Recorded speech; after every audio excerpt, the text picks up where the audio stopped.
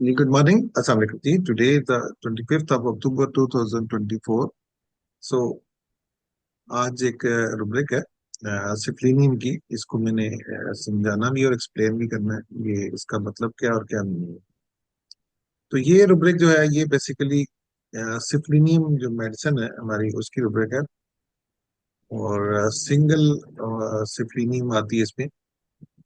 ये रुब्रिक है mind bathing washing desire for always underwear once. तो ये कंप्लीट रेपिटेशन में उठाई है ये रुब्रिक।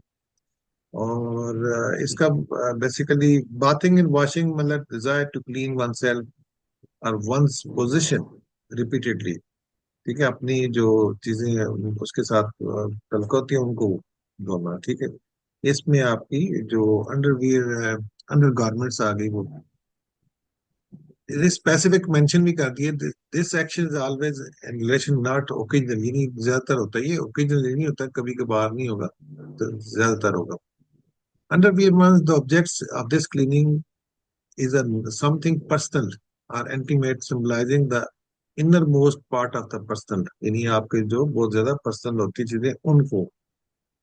तो रुब्रिक का मीनिंग क्या हो गया? ये कहते हैं जी, राइटर कहता है bathing washing desire for always underwear ones indicate individual mental state where the person who is compulsively preoccupied with cleanliness, specifically washing their underwear. The act of washing underwear signify a focus on something personal and intimate, possibly related to hygiene, purity, or shame. The desire is not occasional but constant. Always shows the persistent, repeated nature of this compulsion. The personal need to wash underwear might reflect an underwear sense of guilt, shame, or disgust associated with something personal or intimate. The underwear symbolizes something hidden or private. A need to wash it could represent an attempt to rid oneself of perceived impurity and uncleanness. सिफलिनियम जो है ये क्या करता है? Relate to syphilitic miasm, which deals with the theme of destruction, degradation, and intense fear of decay or contamination. This rubric highlights an obsession with purification, reflecting a deep fear of personal or physical decay. A person is a compulsion to wash their underwear always suggests that they feel constant threat of contamination or degeneration, even at the most personal level. तो ये था इसका objective. अब आपको मैं समझाता हूँ कि बेसिकली क्या आता है। ये जब आप के पास वर्जन क्या होगा पेशेंट का। पेशेंट जब जब आपके पास आता है, स्पेशली आप दो तीन चीजें ऐसी होती हैं जो आपकी एक मेल में और फीमेल में भी पाई जाती हैं। अब मेल में क्या होता है कि ये जो स्पर्मेटूरी है, कतरे आते हैं, एनल फिशर है, एनल फेस्चुला है, या इस किस्म की जो डिजीज होती है, या उसमें से कोई पस आ रही है, या आपका स्टूल जो होता है वो निकल जाता है, यूरिन निकल जाता है, इनवॉलंटरी यूरिन निकल जाता है। इस सब फीमेल में लिकोरिया की कंप्लेंट्स आती हैं। फिर लिकोरिया फिर फीमेल में जो विजाइनल इश्यूज आते हैं उसमें कोई डिस्चार्जेस होते हैं इस तरह। फिर उसके अलावा फीमेल में भी बाकी डिजीजेज तो सेम एनल डिजीजेज आ सकती है कोई। और इन दोनों के अलावा फिर आपकी स्किन के इश्यूज होते हैं, कई दफा आपके वहां पर कुछ स्कार बनने होते हैं, कुछ होते हैं। अब ये तो बता पीछे बैकग्राउंड आ जाता है, डिजीजेज होती हैं कोई। अब ये होता है कि पेशेंट आपको कंप्लेंट ये करता है कि मैं अपना अंडरवियर पहनता हूँ, मैं ये पहनती हूँ मैं।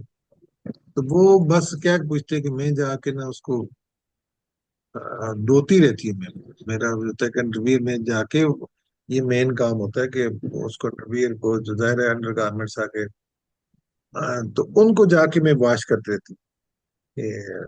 अंदर जाके ना वॉशरूम में जाके तो मेरा टाइम बड़ा लगता है, मैं जाके उसको क्लीन सही तरह साफ सुथरा कर देती हूँ। ये मैं डेली की मेरी रूटीन ही है कि मैं डेली या दिन में दो दफा तीन दफा जाके वो होता है, मैं जाके वॉश करके आना होता है। ये पेशेंट का जो वर्जन होता है ये होता है, ये इसका वर्जन है बेसिकली अंडरवियर का।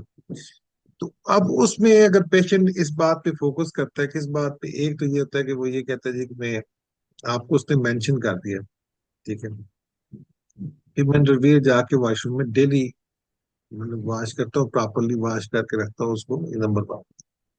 और एक तो वॉश करना, फिर साथ में होता है कि डेली वॉश करता हूँ, मतलब ये नहीं कि अपना उसको उसी वक्त गया वॉशरूम में गया, साथ मेरा बड़ा टाइम लग जाता है वॉशरूम में वॉश करने में, ये मैं वॉश करके आता हूँ।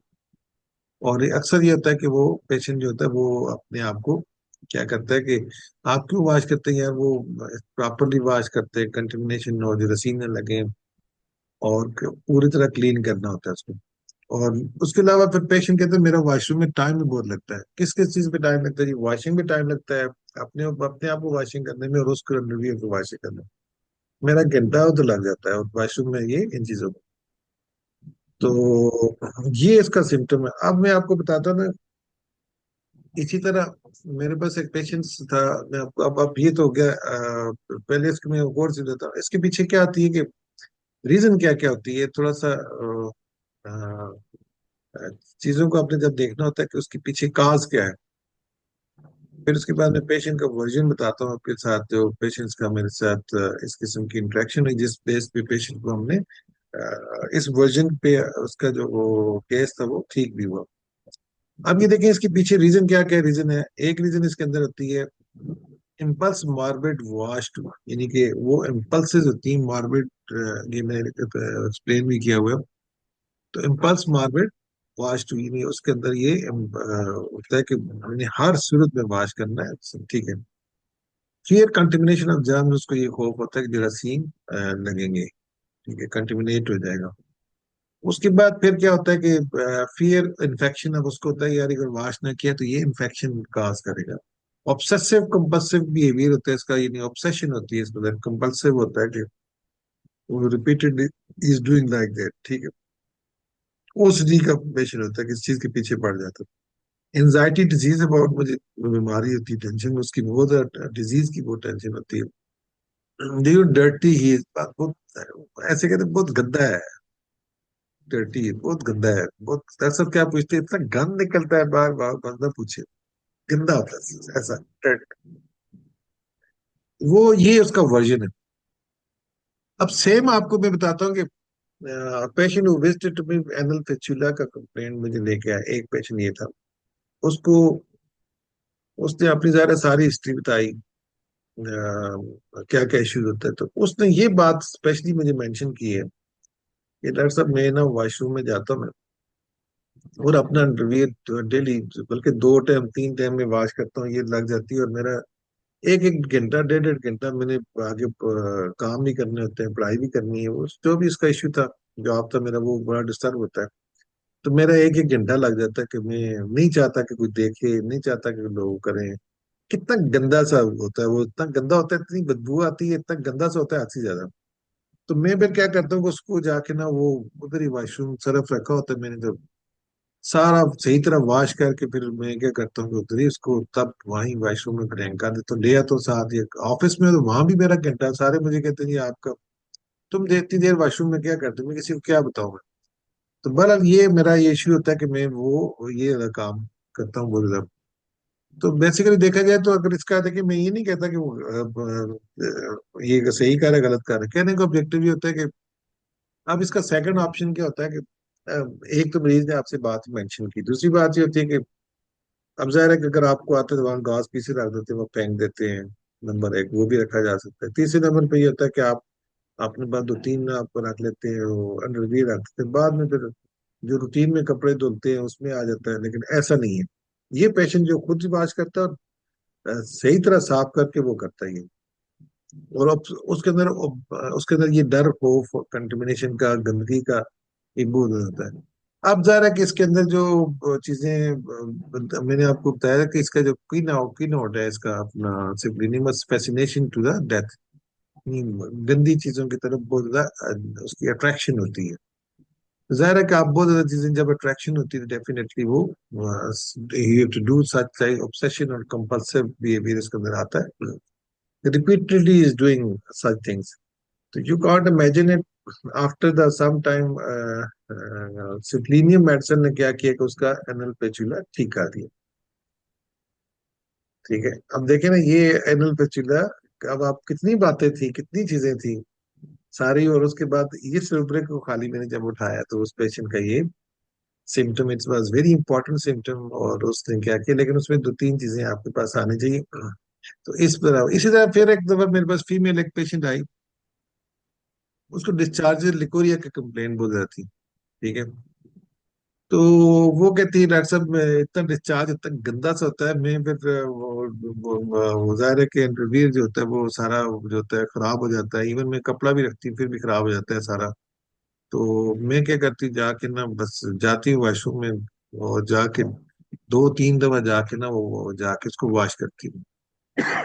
सही तरह मेरा घंटा घंटा शाम सारा शाम इस पे लगता है, और सही तरह वॉश करके प्रॉपरली करके सही धो धा के मेरा एक एक घंटा मेरा वॉशरूम में लगता है, दिन में दो या तीन दफा जाती हूँ।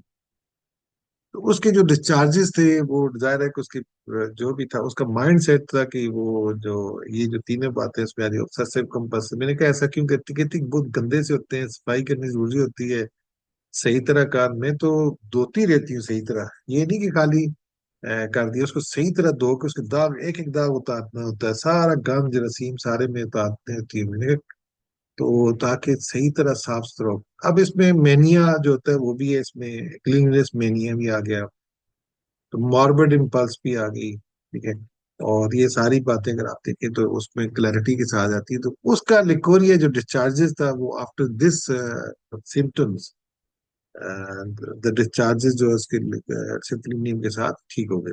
ये दो केसेस थे जो इस तरह केसेस जो है वो ठीक ही है। ठीक है। तो कहने का ऑब्जेक्टिव ये है कि आप देखें आपकी बेसिकली क्या था उसके पीछे जो ज़ाहिर है पूरी ग्राउंड्स है, ओसीडी भी आ गया, ऑब्सेसिव कंपल्सिव बिहेवियर है। तो ये रुब्रिक जो है इतनी इंपॉर्टेंट रुब्रिक है कि आपको गाइडलाइन देती है कि किस तरह चीजों को आपने कवर करना और ठीक करना होता है। तो this was the case of the सिफ्लिनियम केस, और ये सिंबॉलिक आ जाता है रुबी रिगार्मेंट्स।